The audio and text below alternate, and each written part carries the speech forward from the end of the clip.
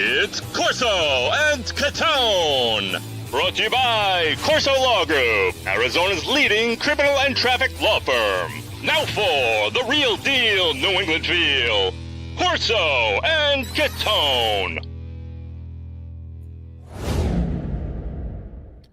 Welcome into Corso and Catone, the real deal New England feel. I'm Corso. Catone is here. Joe's with us in the booth. You're watching us on YouTube, listening on iHeartRadio. You know, I could say this in my sleep, right? Yeah. Well, you know. I do. Well, they are. They're listening on iHeartRadio and Apple Podcast.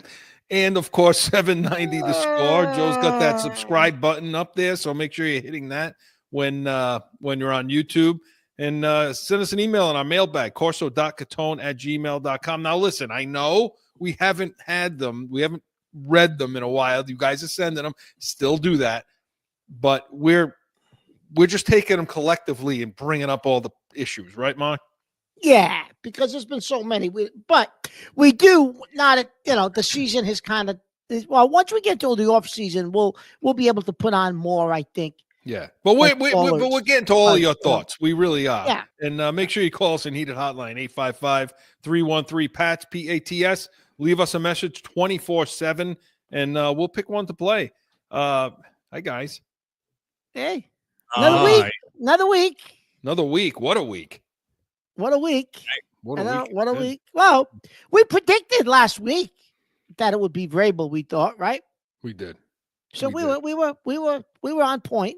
And we're going to cover all the Vrabel stuff in Weekly Rewind, and of course, Catone's comments. Stick around for that. And B's and C's. There's a lot to talk about right now with the B's and the C's. Those two seem to be coming closer and closer together, which isn't good.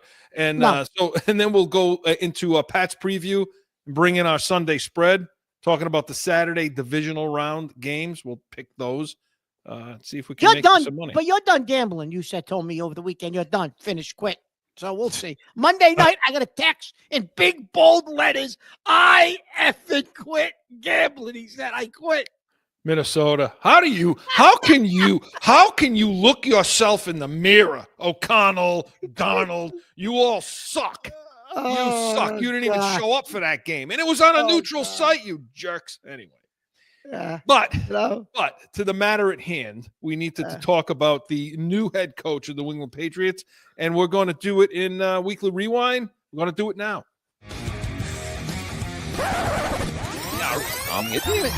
Going back through the week, about a Weekly Rewind. Okay, Mark, the new head coach of the New England Patriots is, of course, Mike Vrabel. Everybody knows that. They've been around all week listening to it, and now you're going to listen to us about it. We're going to try to make sense of what everybody's been saying all week long on this, Mark. And we have a few people we want to hear from today on the show talking about this. But first, your impression, your thoughts on this. I like the hire, Chris. I like the hire.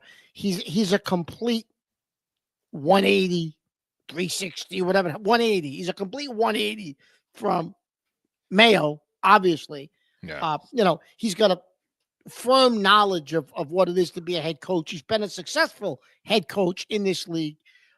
He's been different places. He's got contacts, multiple. He's got an extensive contact list from around the league. He's going to bring Chris discipline back. He's going to bring situational football back.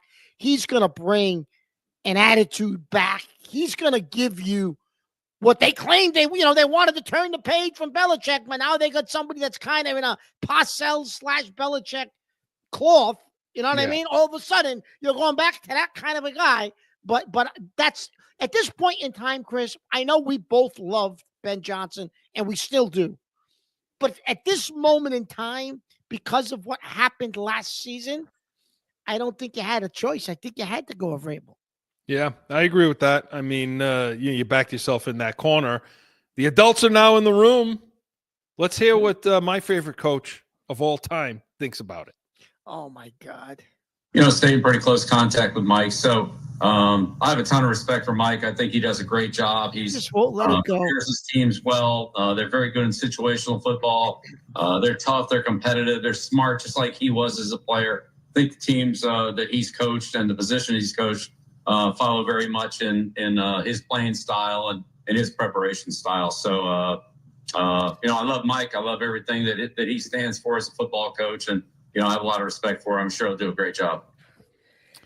So, listen, you didn't hear any of that about Mayo. He dogged Mayo, Chris, every chance he got because Mayo stabbed him in the back. It did. Like you said, karma. It's all karma. Yeah, listen. But he did have he had a great relationship with Vrabel when he was here as a player. And, what I like about what Belichick has to say is the things that we have.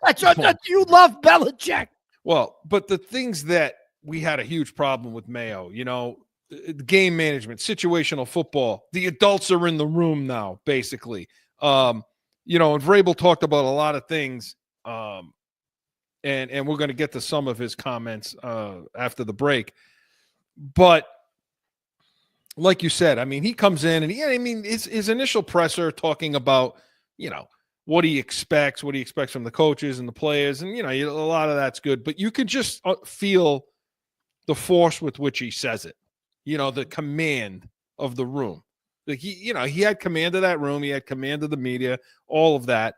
And again, that's an about face to what we've seen all season long. So is it, he's the best guy for the job? And we'll get into that in a few minutes, but I don't know. I don't know if he's the best guy for the job from a football standpoint, but I know he's the best guy for the job for what the hell's going on right now with them.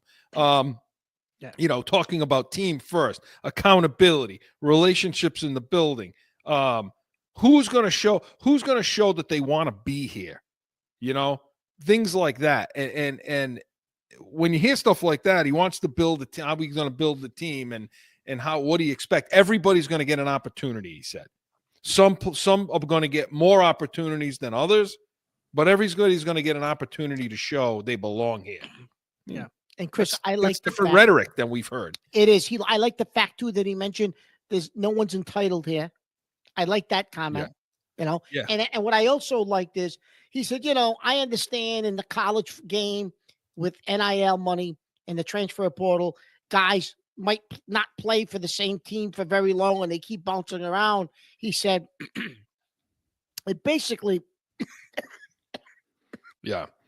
No, Mark's an issue, but yes, he did. He said, though, Chris, he basically said, we got to teach them how to act because they, no fault of theirs, but, they never learned how to act because all they did was bounce around. He was talking about that wide receiver room. Absolutely. Right? You know that for a fact. That's over. All that nonsense, right? Even the nonsense of Tavai, your buddy Tavai, calling out the fans.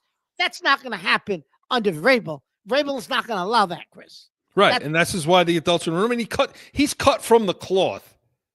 He talked about Bill, and he talked about, look, I'm not Bill, but he goes, I take something from every place I've been. And unlike Mayo, he's been a lot of places. He's seen a lot of things. Yeah. He's got a lot of contacts, but he's cut from that cloth, that Willie McGinnis cloth and that, Seymour cloth and the Harrisons and this guy that we're going to hear right now, Joe. Vrabel isn't going to joke around. Vrabel's going to tighten the screws. In my opinion, there are some people in the front office that need to be told, you don't know what you're doing. There's going to be a change. I'm a little bit surprised. That this happened because, there are some people upstairs in the organization that want to be heard. And sometimes they're going to have to take a bite of humble pie and understand your opinion doesn't matter on this one because there are people in the building that know more. That, of course, was Teddy Bruschi talking about Mike Vrabel. Now, he did qualify it and say, look, he's a friend of mine. Yeah. But nonetheless, this is what it's going to be. Who's he talking about upstairs? Well, everyone it keeps insinuating, is he talking about Elliott Wolf? I don't necessarily know if he was talking about Elliott Wolf. I think he was probably talking about Bill Belichick's favorite person in the organization, probably Robin Glazer. Right. And Jonathan Kraft. I think he was talking about perhaps Jonathan Kraft up in the booth. That one weekend, you thought he had a call sheet, Chris. You're like, Mark, that's a call sheet. Remember that game? Yeah. And that's not happening anymore. No, I think he is talking to the younger Kraft, and I think for sure he's talking to Glazer, and I do think he's talking to Elliott Wolf. Look, I'm listening to him talk about, let's get to that now, this Elliott Wolf situation.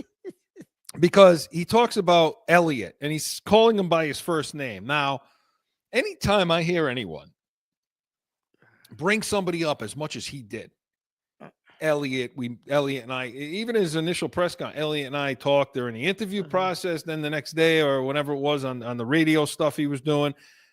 Elliott and I went through the roster. It was a little Elliott phony. this, Elliott that. It's a little overcompensation there, in my opinion.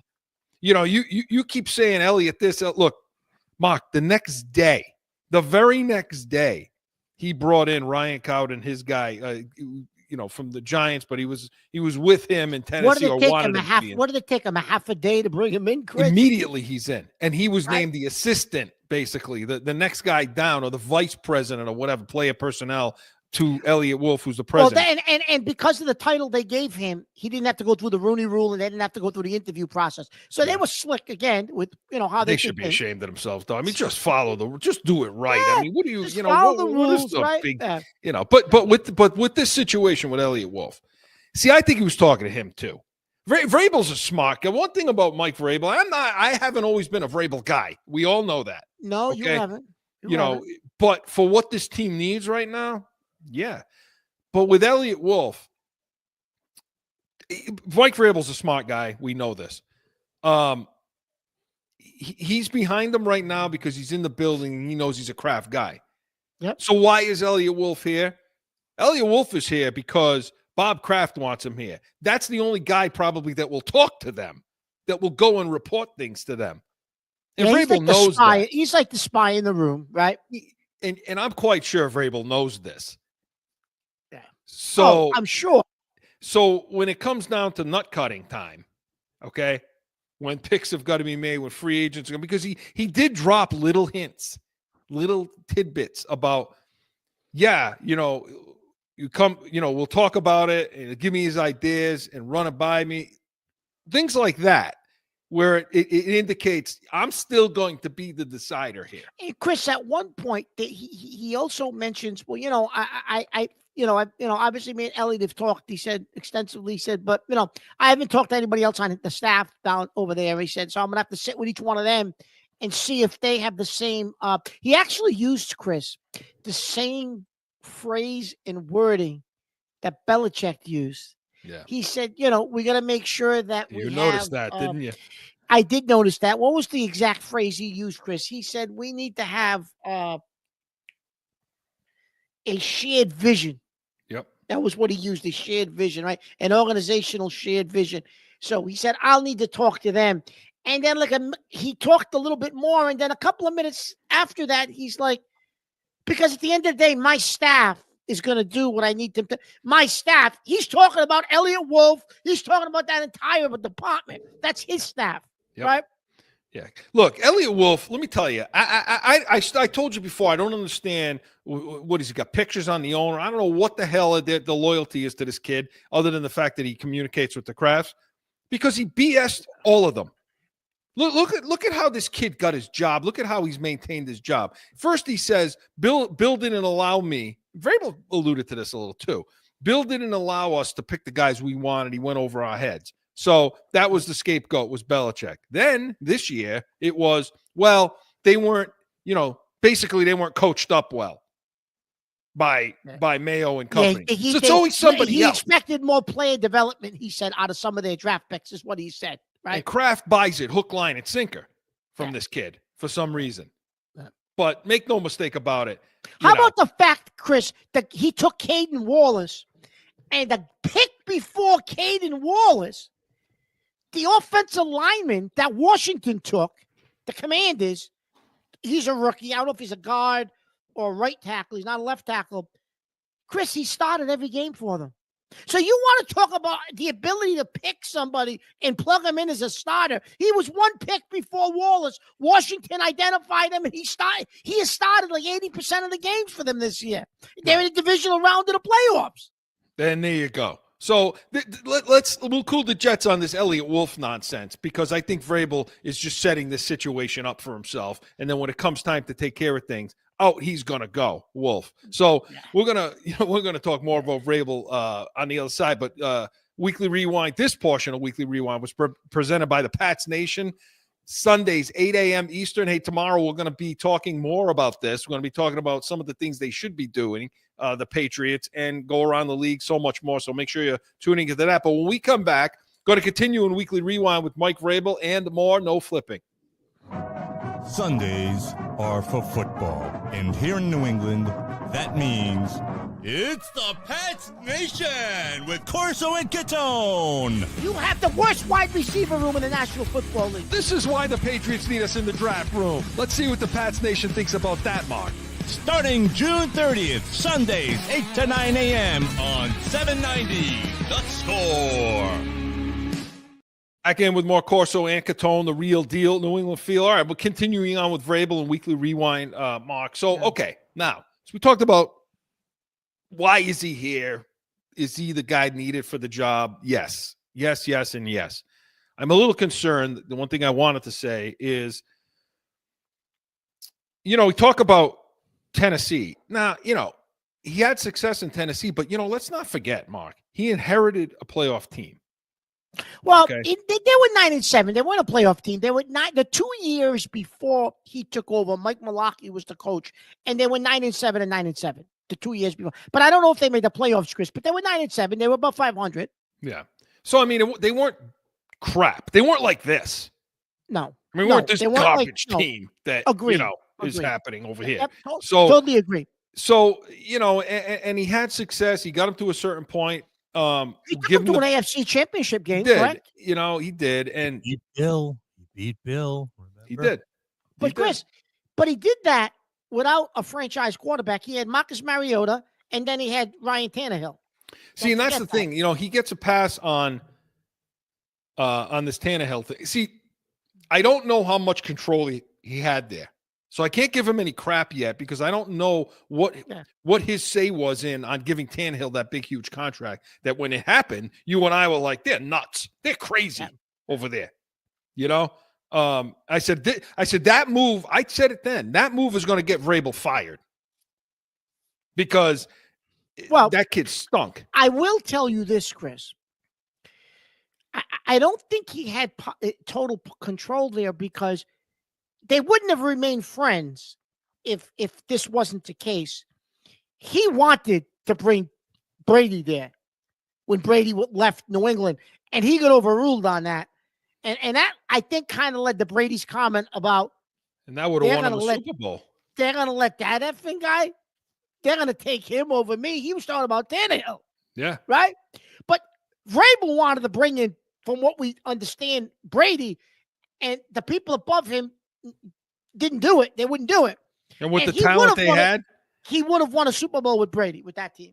Yeah, with the talent level they had. So now it comes down to, okay, what is he? And the reason I bring that up about Tennessee is, I think we got a guy that the game's situational football guy. I think we got a guy that is the adult in the room. That none of this other nonsense. He can lead young guys. He's good for a young quarterback. But now who does he need to put around them? Because to me, you put two strong coordinators around you, now we have something, okay? And he talked a little bit about, I think he was on EEI or wherever he was talking about it, about his vision as to who he would want to bring in. Names were mentioned. McDaniels was mentioned, and this is what he said. I'm going to look at every possible candidate that I feel like can help us. And we're going to start that process today and this afternoon and visit with some great coaches. And then we'll see where things go. And that's on all three phases. On the list? It's a long list. Yeah, there's a long list. And I've had a relationship with Josh, and I've had relationships with other offensive coaches and defensive coaches that we're going to interview and want to bring in here. So, again, they're asking specifically about Josh McDaniels. And, but I like the fact that he says we're going to take our time and do this. Now, some of the guys, you and I were talking Chris, about this. He has, unlike Mayo last year, he's got connections and a list of people that he's worked with over the years. Mayo had nobody. He had to count on Elliott Wolf bringing the guys in to try and interview somebody. Yeah. So on building this team, and then we'll go through the list of some of the guys that you and I have been talking about as potentials. Sure. But how he's going to construct this team. He mentioned this a couple of times, talking about the offensive line, talking about the defensive line, specifically talking about disrupting the other quarterback, talking specifically about protecting your own quarterback. You know what he mentioned a lot, Chris, too, which I know you like? He said it a couple of times. He talked about playing fast. Yeah. He said we got to play fast on both sides of the ball. Well, we know defensively they don't, right? They can't play fast in the middle of the field. They don't have no pass rush. They don't have a pass rush. They stink in the middle of the field. You know what? Tavai stinks. I think I made myself clear on that. Okay, and every other damn He was pretty clear, Chris. We're going to play fast on both sides of the ball. He wants to play fast. Yeah. So talking about that, it seems like he wants to build from the inside out. Yeah. I mean, it seems to me and like, he kind of referenced that, Chris, did he not? He did. In his he talked press about conference? the offensive line. He talked about the interior. He talked about the defensive front as the first things. Yep. So now we're looking at, okay, we got the 4th pick in the draft. So is it fair to say then that this is going to be an inside-out build? Yeah, quite possibly, yes. I wouldn't be surprised if he trades down, Chris, to 7 or 8 because he can get his tackle at 7 or 8. If a quarterback happens to drop and maybe he can get some draft capital and then you could take some other plays to build this team because it's going to take listen, I wouldn't be surprised, Chris, if he turns 30 or 40% of this roster over and you don't see guys that were here this year. They'll be gone. They're all going to be gone. Even guys that signed. That signed deals. Absolutely, because this roster was that bad, Chris. That's why I think he kept using the word entitlement, because you're right. Even those guys that they signed, you're going to see them go out the door. So in that line of thinking, okay, in that vein, talking about building inside out, get to the OC and the DC of this team, and talk about the interior front on the defense. Mm-hmm. So some of the names for offensive coordinator that you and I have been discussing, Dave Ragone, the Rams quarterback coach. Yep.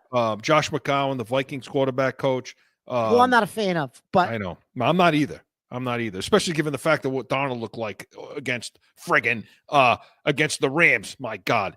Yeah. Tanner Engstrand, the Lions passing game coordinator, you're high on that guy. You like that guy. And, of course, Nick Haley, the Rams tight end coach, and Josh McDaniels, right? I'm going to tell you who else, Chris, I would reach out to. Me personally. Yeah. I would reach out, and I think it's difficult because I don't think Vrabel has – I don't think he would do this because I don't think he has a good relationship. I think they're brothers. He hates the brother from Green Bay for whatever – when they were at Tennessee together, however that falling out happened, he hates him. I don't think they, but Mike LaFleur, is the OC with the Rams. Now, you people would say, well, it's a lateral move. It really isn't because he's not calling plays with the Rams. McVay calls all the plays. The kid's the OC. He's involved in the planning of the game plan, but he's not calling one play. He would be somebody I would like to interview. I just don't, unfortunately, think he will because of the brother. Unfortunately, so would you rather have a Josh? Because if Josh McDaniels comes in, that's not that system. That is not. Now he's shown the ability, McDaniels, to adjust over the years, over time, to do different things. Now he had Brady, which works against him, but he did get Castle. He did Garoppolo. These guys that developed with him. It isn't just Brady. He did okay with Mac Jones under tough circumstances. So again, but with McDaniels, it's not going to be that. It's not going to be that Rams. You're going to be a fullback back again. You're going to see a lot of intermediate. It's going to take 10, 12, 15 play drives. That's what this is. That kind of an offense. Would you rather see that, or would you want to go back to that? I don't know. Want to see that, or do you want to see a good developer of quarterbacks?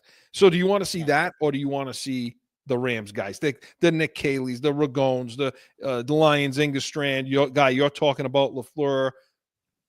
What are your thoughts on that? I want to be honest with you, Chris.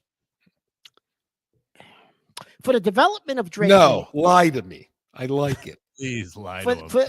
for the development of Drake May. I know I'm going to catch a lot of flack for this. I probably would go with Josh McDaniels, even though by saying that everyone's going to be like, "Oh, they're bringing the bands back together again."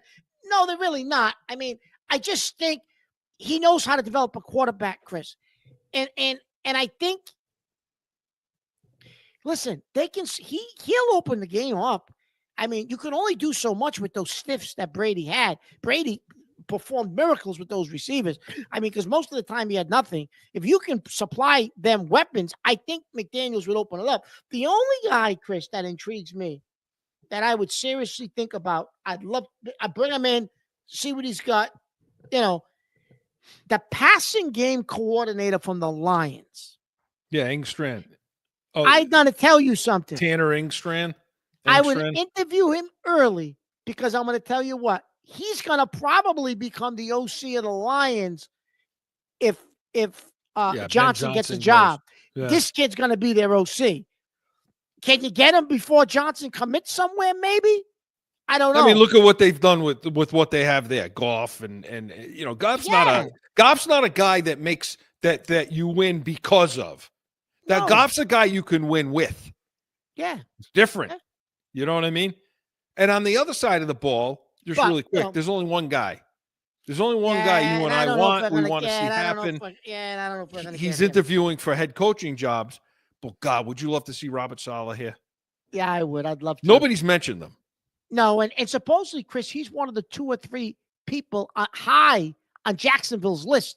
They're saying he's becoming a candidate in Jacksonville. If he doesn't get the Jacksonville job, I think it would be between us and San Fran to get him, because supposedly he has a friendship with Vrabel. So I think it would be between us and San Fran. Does he want to go back there? I don't know. I'm going to tell you an intriguing guy, Chris, that Vrabel has a relationship with. He was with Vrabel in Houston, and he was on Vrabel's staff in 22 and 23 with the Titans. The Eagles inside linebackers coach, Bobby King, those guys fly all over the field. Yeah. He may be somebody that Vrabel would think about, Chris, just because I think the style that they run in Philly is something Vrabel would like to bring here with speed and how they fly all over the field. And so and maybe go get a free agent like Warner. He's a dark horse name. Keep that name in the back of your mind, Bobby King. And you're going to say, where the hell did this guy come from? Oh, Mark said it on the Pats, on CORSO CATONE. Can we play the odds on that? I will say this. I'll jump in with this. The fact that Vrabel now has so much leverage to just point to last season and say, this guy does this guy does that, because this guy didn't do this and that. Right. For us to win. Well, and it's a beautiful thing. And that's a perfect segue into talking a few minutes about the players, okay? And about the message, and are the players going to buy into this and in these kinds of things. And this is what he said about some of that. We're going to earn the right to be here every day. We're going to remove entitlement from our football team. We're going to get everything that we've earned from the head coach to the position coaches, all the way down to the players. Mark, entitlement. Who's he talking about?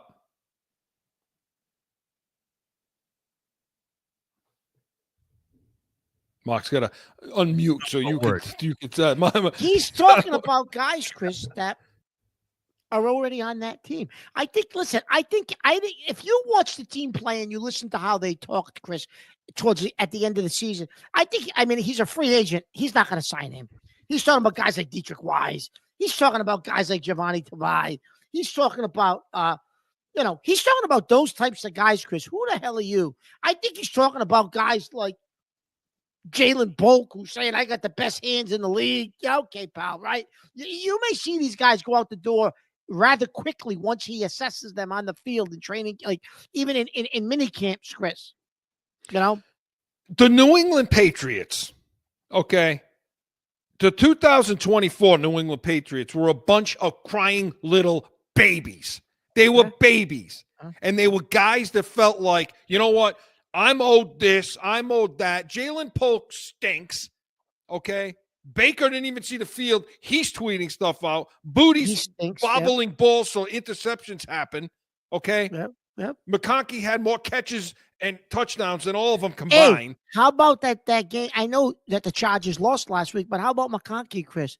He had like 198 yards, a touchdown last week. They couldn't cover him. He was all over the field. They couldn't cover him, Chris. But the point is, these guys behave like children, absolute children on the New England Patriots. And this is something he's talking about. You don't think for 1 second he doesn't know that happened. And he's walking in saying, "Nuh-uh, no more. This is over. You want to be playing here? You're going to earn that right. And you're going to see them all shut their friggin' mouths next season. You will not see any of that tweeting and nonsense, or what do you people call, whatever the kids do today, and do all that stuff." Well, Chris, that also goes a little bit to how he learned himself here.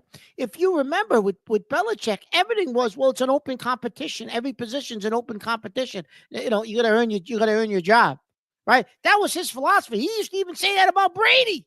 Yeah. Yep. You know what I mean? So listen, tune in tomorrow to the Pats Nation, because we're going to talk a lot more about this and our opinions. And I'm sure Mark will get a little red face tomorrow talking about the 2024 season, as I do all the time. But Weekly Rewind was presented by CORSO Law Group, CORSOLawGroup.com. And we come back. Hey, Mark, you're coughing all over yourself. Make sure you take a throat. I want to see if I can make it through. Because Catone's comments is next.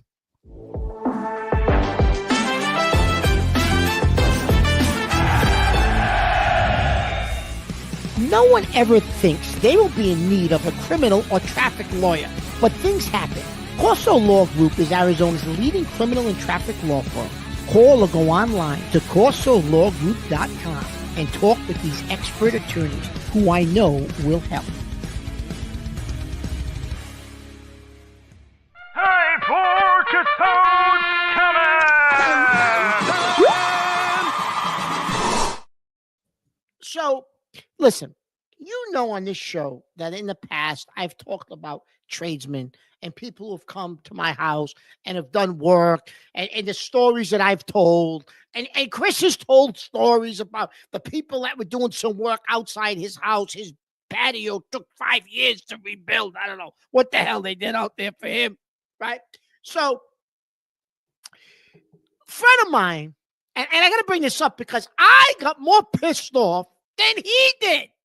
A friend of mine calls me and he says, "Mark," he says, "guess what?" He says, "I had an issue with my sink. Something was leaking out the top. I don't know. He had to turn it. He knew what it was. It was coming through where the spout was. He said it had to be replaced. I had to replace the neck, this and that. He couldn't do it. So he turns the water off from downstairs and to make sure that, so he calls he doesn't know anybody that's a plumber. So he calls a plumber. So the plumber comes. Now the plumber knows what's wrong because he told them what was going on before they came. So the plumber says, okay. He says, it's going to be $150 for me to walk in the house, just to come into the house. It's a Saturday. And he's like, yeah, what am I going to do with the Saturday? He says, yeah, let him in. Yeah, we're going to do it. I need a sink. Okay, guy comes in. All right. Now, then he proceeds to tell him that, while he's on the phone, he says, and then after that, it's like another, $125 an hour. Whatever it is, they charge by the hour. Okay, great. Guy shows up, walks in, has nothing with him. He says, okay, where's the sink? He says, over here. He shows him. He says, turn the water on. Turns the water on. He sees it's leaking. He says, oh, yeah, I think I maybe we can fix it. Now, he told him ahead of time what it was and what was going on. He says, I got to go to my truck and get my tools. Why didn't you bring your tools in with you? You're going to go to your truck and get your tools. Meanwhile, you're charging this poor sap by the hour, right? So now you're going to go get your friggin' tools. Okay. Well, he's out in the truck 10 minutes. He comes in with his tools. Okay. He's playing around with it. My friend says, Mark, he's playing around with the sink, this and that. And then he says to me, oh, I need an Allen wrench. I don't have an Allen wrench in the bag. I got to go to the truck. So the guy, he says, Well, I got Allen wrenches. You know, I'll go back to the truck. He says, oh, all right. Let me see your Allen wrench. So now my friend's going to go into the garage, get the Allen wrench. Meanwhile, the clock's ticking. This is the scam that these people, these tradespeople now they do. There's no more respect. There's no more common decency. Nothing. That went out the door. Gone. So now he's playing around with the sink, this guy. Now my friend's saying to me, Mark, I know I'm not a plumber and I didn't know how to do it. But if this guy is a professional, this isn't that difficult. So he plays around with the Allen wrench. He gets the thing off. Okay, whatever. Now, he says to him, he says, well, listen. He says, I can replace it, but I don't got that part on. I don't got it on the truck. He says, I'll have to go get one. You know, I have to go to the supply house. So my friend says, well, you're going to do that today? He says, oh, no. I can't do that today. He said, I'll have to come back. So my friend says, oh, all right. He says, so, you know, what's this going to cost me? He says, well, I don't know. I've already been here over an hour. He said, so now, you know, he said, I have to come back. He said, I don't know. You know, it could take a couple, 2-3 hours total. He said, we'll have to tally it up probably over 500 at least, minimum. So now he's looking at him. He said, for a thing spout on the sink?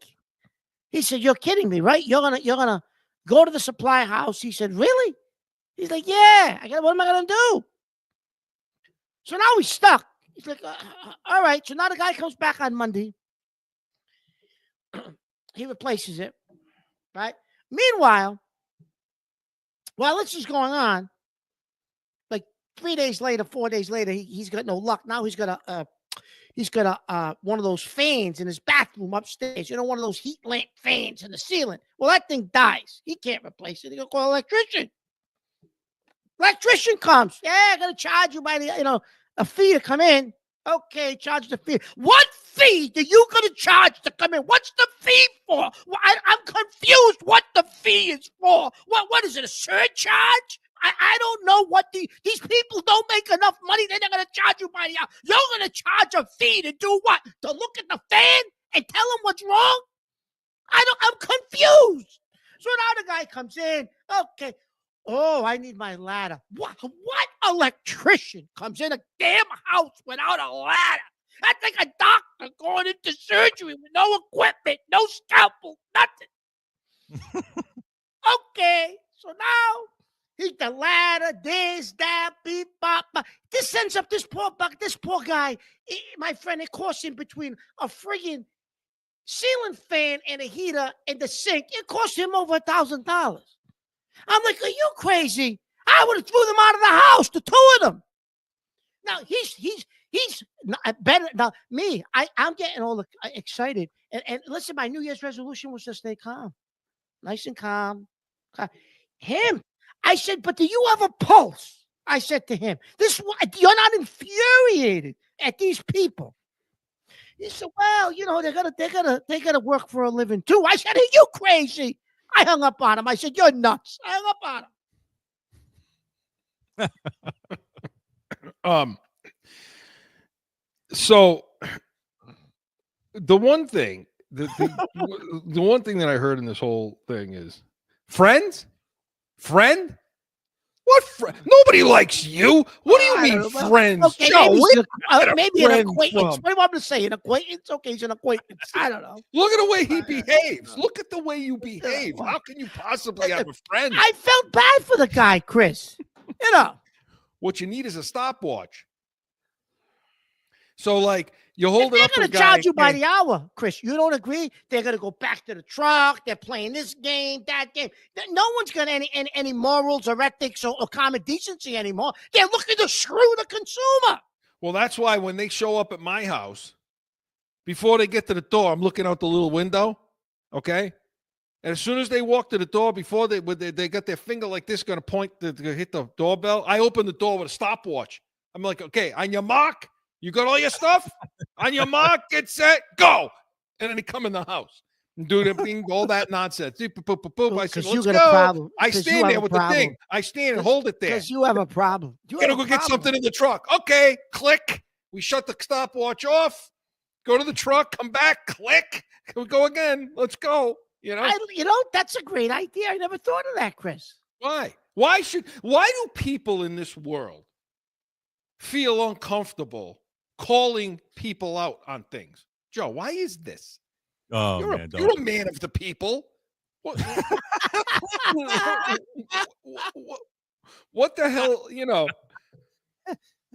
Don't make me laugh. I can't breathe, and then I can't answer a question like that. I don't understand, because I don't understand it. I know we're over, but I don't understand why you can't. Like, for example, Mark, I'm so glad you brought this up, honestly, because somebody comes in, they got to go into your attic, right? Over here, we got the crawl space. So the crawl space, they got to lift the thing on the ceiling to move it to get in. Well, when they're done, have you ever looked at it? Have you ever looked at that panel that they move? Oh, yeah. When they're finished? Yeah. There's fingerprints, handprints, black. Yeah.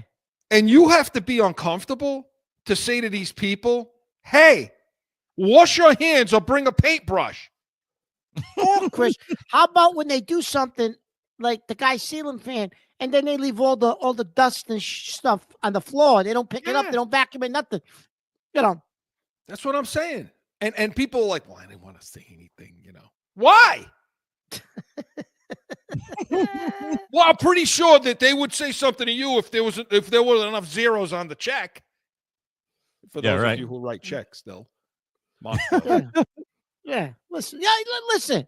But Chris, this poor guy, they stuck it to him good, real good, and he didn't think. He's like, well, what am I gonna do? What are you gonna do? Are you kidding me?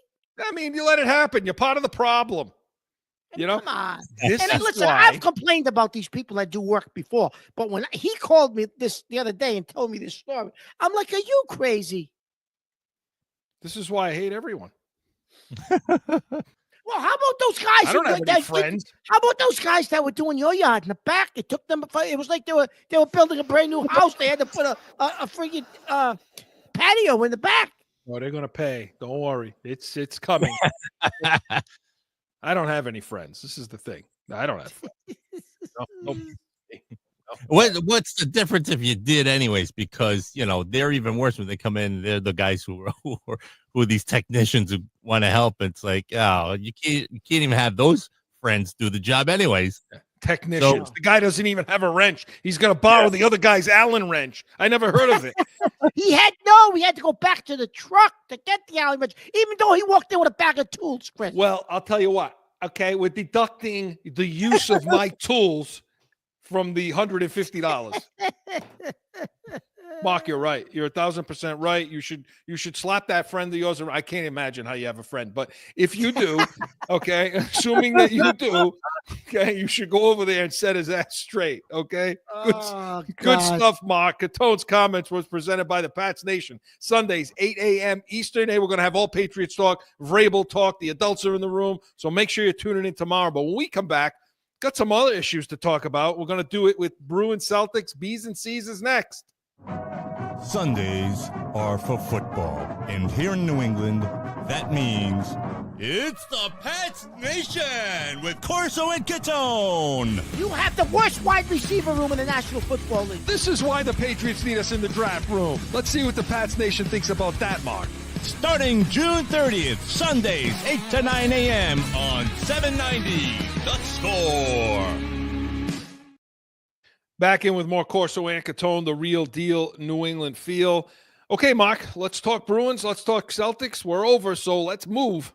Joe? Hit it! The Celtics are the world champions, and they have shown the world how great of awesome they really are.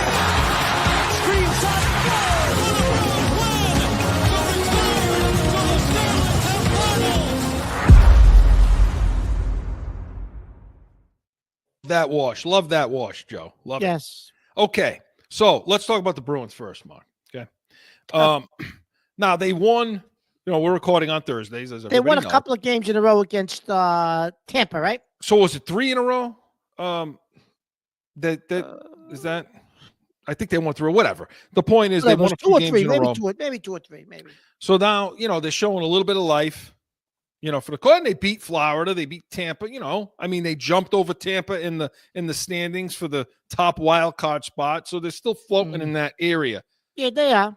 But Mark, this is a bad team. This is a mediocre at best team. Chris, they're only floating still at the bottom in playoff contention because the rest of that conference is so damn bad. Yeah, like they're even worse than the Bruins. What Sweeney has done to handcuff this team, you say, okay, well, we got to blow this thing up. We're going to blow it up. Well, how are you going to blow it up? You're going to be sellers. And did you hear what Cam Neely said this week, talking about?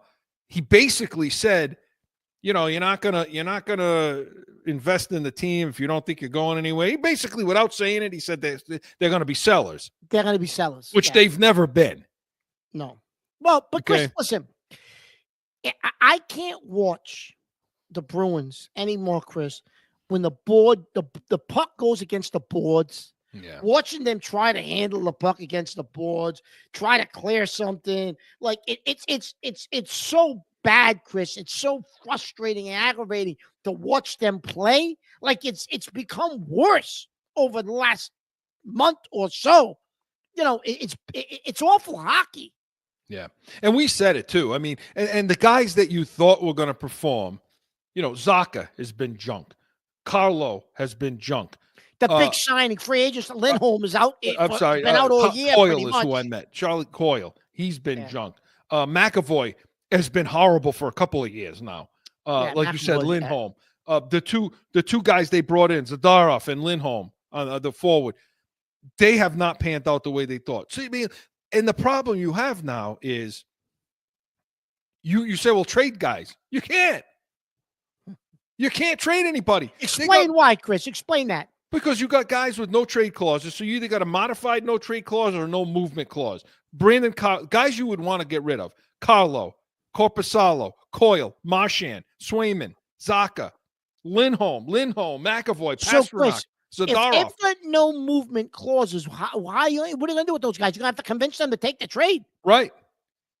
I get it. Yeah. Why would you give guys those modified no contracts? trades? All that nonsense. Look it all up, people. But the thing is, it's a difficult thing to move. It's become like a shit show over there. Poop storm. Yes. A poop storm. All right. I'd say, there's a poop storm. All right, it's a poop storm. Yeah. So the point is, where do you go? What do you do? Now, ownership, you heard from Jacob this week, right? What do you have to say? The owner, he slipped a little bit.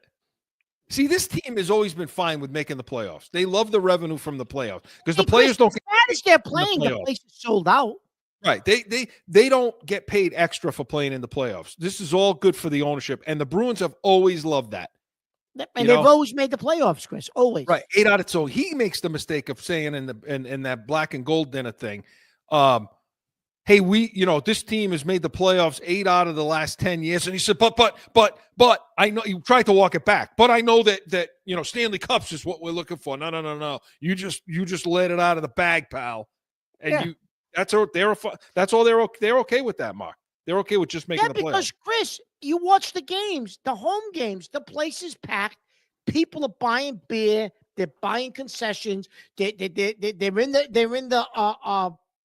the pro shop, they're buying jerseys, they're buying sweatshirts, they're buying hats. Jacob's fine. He don't care. He's fine with all that. He don't care. They make the playoffs and get blown out. He don't care. He's making cash. This is a cash cow for the Jacob family. So don't expect Bruins fans anything to be changing anytime soon. One, they can't do it, and they're going to have to get rid of Sweeney to do anything. And if they do blow it up, like hockey is different. It's going to be 10 years. I'm going to get to the Celtics, but it's going to be 10 years at least before you see them sniff anywhere near a Stanley Cup. Yeah, hockey's different than these other sports. You're right, Chris. So speaking of other sports, let's talk about the Celtics for a minute, okay?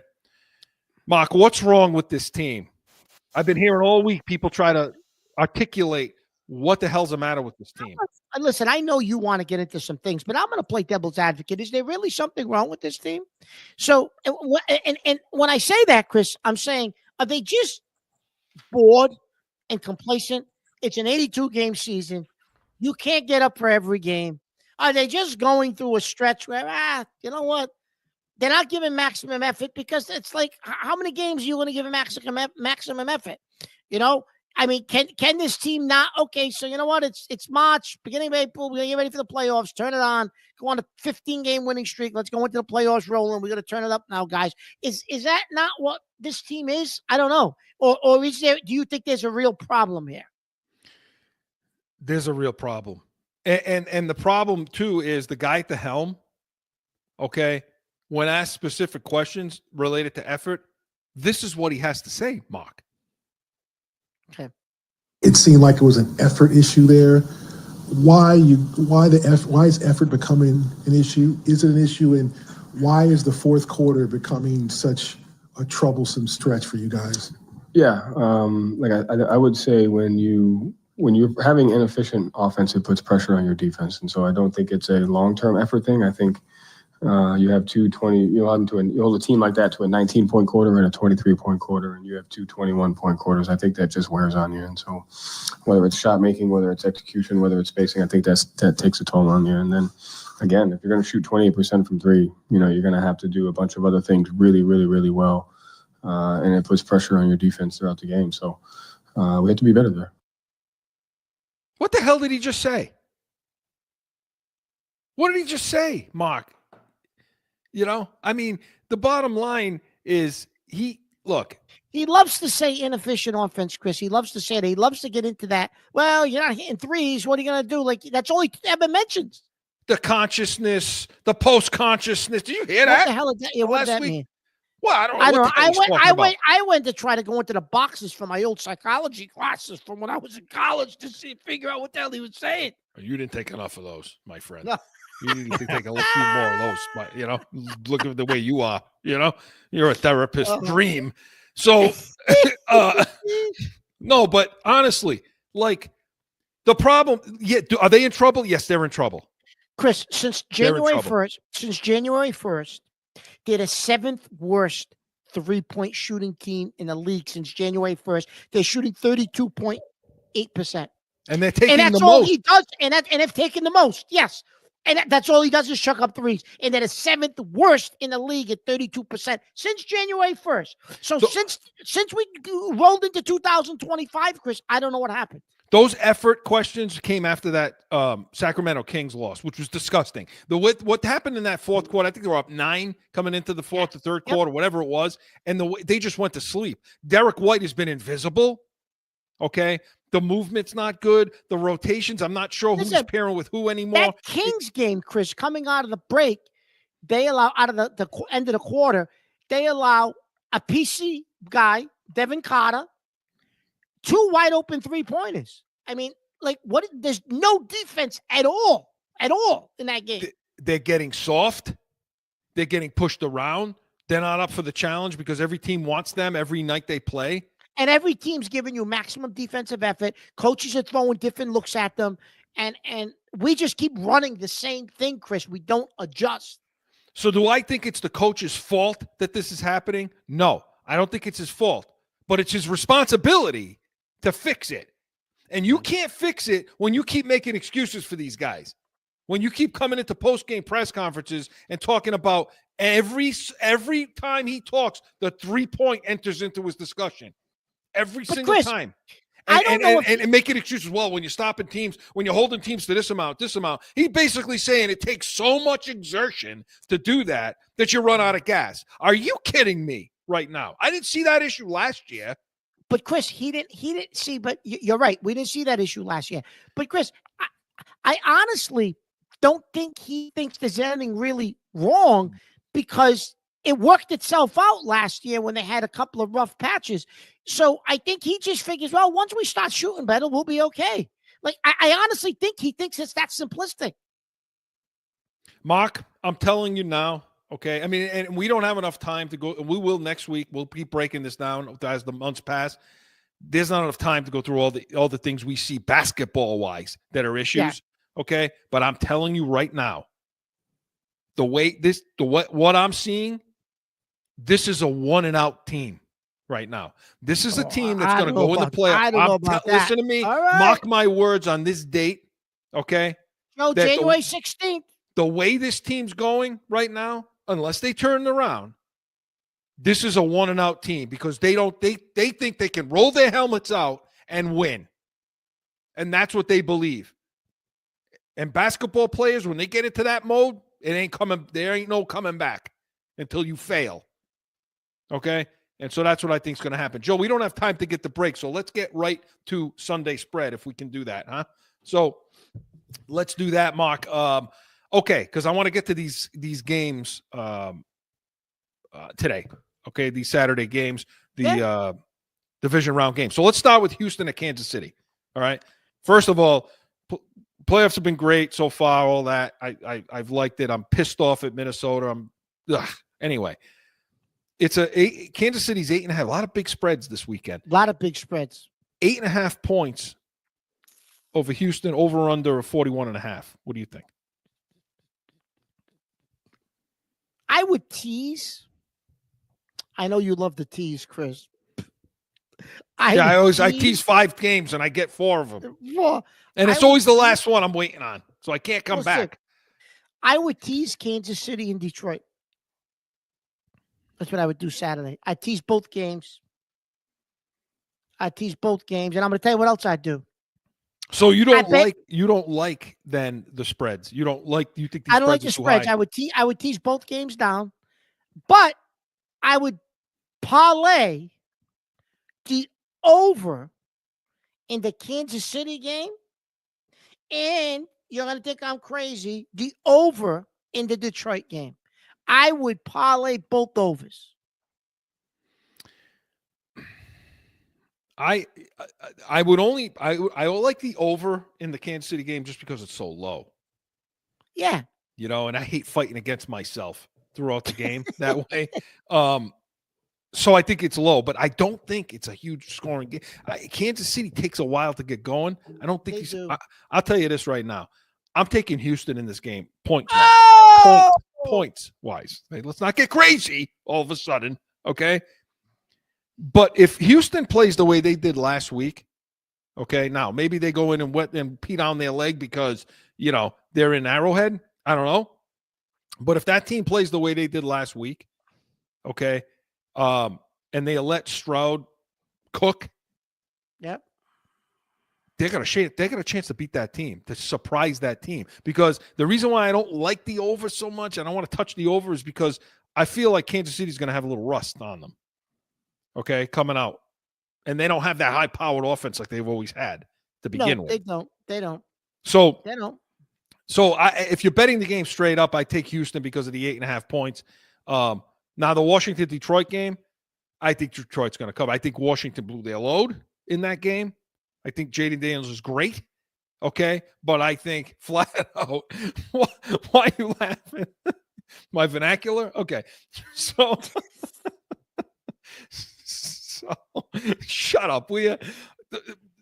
I like Detroit, even with the 9.5 points. I still like Detroit. Yeah, I listen. I could see betting, and I like the over Detroit. too. I could bet Detroit flat too, but to play safe, I'm going to do a parlay at both overs, and I'm going to tease the 2 favorites down. So, yeah, I mean, again, and by the way, the 55.5. You say I think you're crazy? No. I think they're going to hit that. Yeah, I think Detroit's going to score a ton of points. Yeah, I think they're going to score at least 35 points in this game. Yeah. And if Washington keeps up a little bit, I got to score like maybe 35-20, something like that, where it's like a 15-point win. And in the Kansas City game, I think Detroit's going to go over 40 in that game. Quickly, give me a score in the Kansas City game. Kansas City, I'm going to say the final score is going to be 31-17 Kansas City. Wow. Because the defense will force a couple of turnovers of Stroud and get short fields. You're right about Kansas City's offense. All right, you heard it. You heard it here first. Corso and Catone was presented by the Pats Nation. Sundays, 8 a.m. Eastern. Tomorrow, we're going to discuss changes, the Patriots, Vrabel, everything. And come back next week, noon Eastern, to this show. We're going to see how the Patriots do with the coaching search, see if the Celtics wake up, and so much more. We are Corso and Catone, the real deal, New England feel. See you next Saturday. Now by CORSO CATONE on AM 790, The Score, iHeartRadio, iTunes, wherever you podcast. Or subscribe to the YouTube channel and catch the chaos every Saturday at noon.